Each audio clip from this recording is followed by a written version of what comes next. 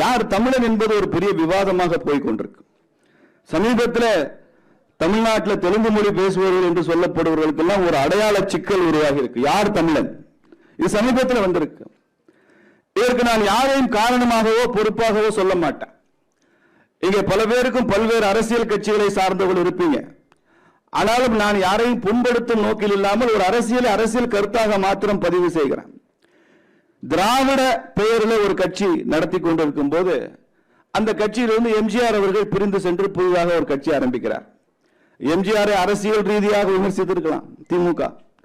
ஆனால் எம்ஜிஆர் மீது வைத்த மிகப்பெரிய விமர்சனம் அவர் ஒரு மலையாளி என்ற விமர்சனத்தை திராவிடம் பேசுகிற கட்சி அதை செய்தது.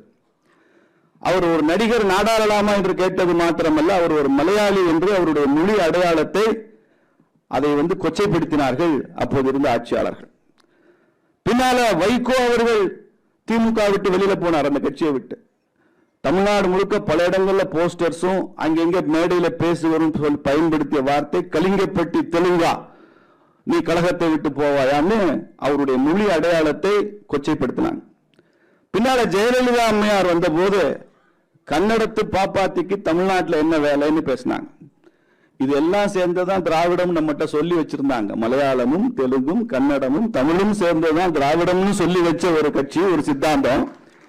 எம்ஜிஆர் கட்சி ஆரம்பிச்சா மலையாளி என்று அவதூறு பேசுவதும், வைகோ பிரிந்து சென்றால் அரசியல் ரீதியாக பேசாமல் கலிங்கப்பட்டி தெலுங்கா என்று பேசுவதும், ஜெயலலிதா அம்மையாரை கன்னடத்து பாப்பாத்தி என்று பேசுவதும், இன்னைக்கு அவர்களையே நீங்கள் தெலுங்கர்கள் என்று மற்றவர்கள் சுட்டிக்காட்டுகிற இடத்தில் அவர்கள் அமர்ந்திருக்கிறார்கள் என்பதை இன்னைக்கு வலிக்குது அவங்களுக்கு.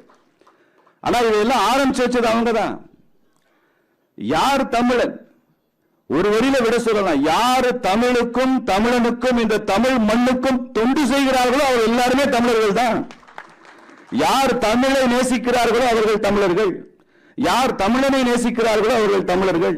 யார் இந்த தமிழ் மண்ணை நேசிக்கிறார்களோ, இந்த மரபுகளை நேசிக்கிறார்களோ அவர் எல்லோருமே தமிழர்கள் தான்.